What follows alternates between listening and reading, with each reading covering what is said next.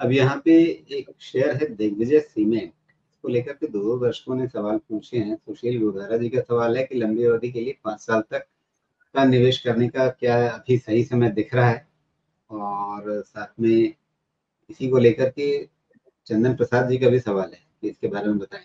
तो ऐसा क्या है जिसको लेकर के अचानक से लोगों की दिलचस्पी बढ़ रही है इसमें? मुझे पैरामीटर्स तो खराब वैसे नहीं दिख रहा है, मैं तो ट्रैक नहीं करता इसको, लेकिन जनरल अगर देखा जाए तो दिग्विजय सीमेंट के पैरामीटर्स उतने बुरे नहीं है राजीव। इसको प्राइस के हिसाब से देखेंगे हम, लेकिन लॉन्ग टर्म में अगर देखा जाए तो मुझे पैरामीटर्स तो ठीक ठाक लग रहे हैं। कितना टाइम से आ रहा है, 17 18, तो अभी हिस्टोरिकल वैल्यूएशन के हिसाब से ठीक है, चलिए फेयरली प्राइस्ड है, कोई दिक्कत नहीं है। और दूसरे मेथड में जाए तो भी फेयरली प्राइस्ड है। ओवरऑल इसकी वैल्यूएशन ठीक ठाक है, कोई ज़्यादा रिस्क नहीं है apart from the market risk. Digvijay cement में दिस इज व्हाट 90, समझे 90 91 आपका बेस रहना चाहिए। 97 है ना, 90 91 बेस रहना चाहिए मुझे लगता है। उसके नीचे बंद होगा तो डेंजरस है, नहीं तो कोई दिक्कत नहीं है, क्योंकि वैल्यूएशन इसको फेयर पॉइंट पे लेके जा रहे हैं, तो बहुत ज़्यादा प्राइस डाउन साइड नहीं होना चाहिए। अदरवाइज ऑल्सो 125 से करेक्ट होता आ रहा है, तो 125 से अगर 90 चला गया तो ऑलरेडी आप समझे उधर में 25%, इधर 10, तो रफली आपका ये 30% के ऊपर करेक्शन तो हो जाएगा, विच इज़ डिसेंट करेक्शन। तो ध्यान रखिए कि 90 91 के नीचे अगर क्लोज होना नहीं शुरू करता है, थिंक शुड बी फाइन। उसके नीचे क्लोज होना शुरू होता है, देन आपको एक रीथिंक करना पड़ेगा। पैरामीटर्स ओवरऑल खराब नहीं है जी, लेकिन अभी ये जो दिक्कत है यहाँ पे ऊपर से जो नीचे आ रहा है, ये ट्रेंड चैनल बनाने की कोशिश कर रहा है या राउंडिंग टॉप जैसा कुछ बना रहा है? नहीं, अभी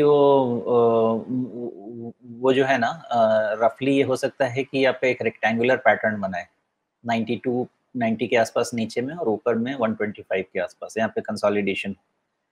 ओके, मतलब ये कि ये इस तरह का झुका हुआ नहीं, बल्कि कुछ इस तरह का बना दे। हाँ, बिकॉज 90 के नीचे मुझे सीधा 80 के पहले तो कुछ दिखता नहीं है। जी, तो फिलहाल चीजें जो आप कह रहे हैं पैरामीटर्स ठीक ठाक लग रहे हैं, तो उसमें कहाँ पे नजर गई आपकी? क्योंकि वैल्यूएशन कोई बहुत नहीं है, लेकिन कंपनी छोटी ही है, और इसके अगर आंकड़ों पे निगाह डालें तो हमें क्या दिख रहा है? पिछले 3 साल से नहीं, पिछले 2 साल से खास करके, तो इसमें कोई बड़ी ग्रोथ नहीं है, हल्की ग्रोथ है। और क्वार्टरली बेसिस पे भी देखें तो अभी जून क्वार्टर में इसमें पता नहीं क्यों सेल्स इसकी घटी है, मार्जिन भी काफ़ी घटा है। तो ये जून क्वार्टर की अचानक ये मार्जिन में इस तरह की गिरावट, और उसके साथ ही इसका प्रॉफिट इतना घट जाना, इसमें कोई चिंता आ रही है क्या?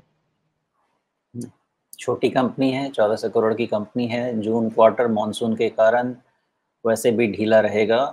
जून क्वार्टर मानसून के कारण नहीं, जून क्वार्टर मेनली आपका इलेक्शन के कारण थोड़ा सा ढीला चला है इस बार।